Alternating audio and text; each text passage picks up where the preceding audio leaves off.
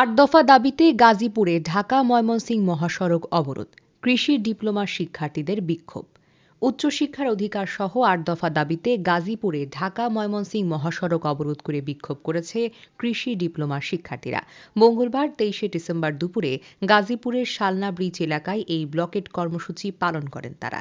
বিক্ষোভকারীরা জানিয়েছেন, ডিপ্লোমা কৃষি শিক্ষার্থীরা দীর্ঘদিন ধরে পাবলিক বিশ্ববিদ্যালয়ে উচ্চশিক্ষার সুযোগ থেকে বঞ্চিত হয়ে আসছেন। দ্রুত এই বৈষম্য দূর করে বিশ্ববিদ্যালয়ে পড়াশোনার সুযোগ নিশ্চিত করতে হবে। পাশাপাশি শিক্ষা প্রতিষ্ঠানগুলোতে শিক্ষার মান উন্নয়নের লক্ষ্যে দক্ষ শিক্ষক নিয়োগ, চাকরিতে ১০ম গ্রেড বাস্তবায়ন এবং প্রতি বছর ধারাবাহিক নিয়োগের ব্যবস্থা সহ মোট ৮টি দাবিতে তারা আন্দোলনে নেমেছেন। বিক্ষোভের কারণে প্রায় ১ ঘণ্টা ঢাকা ময়মনসিংহ মহাসড়কে যান চলাচল বন্ধ থাকে। এতে সড়কের দুই পাশে যানজটের সৃষ্টি হয়। পরবর্তীতে সদর থানা পুলিশ ও জেলা প্রশাসনের কর্মকর্তারা ঘটনাস্থলে গিয়ে শিক্ষার্থীদের সঙ্গে আলোচনা করেন।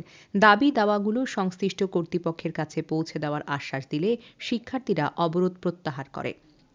শিক্ষার্থীরা জানান, দাবি বাস্তবায়নে দৃশ্যমান অগ্রগতি না হলে ভবিষ্যতে আরও কঠোর কর্মসূচির ঘোষণা দেওয়া হবে।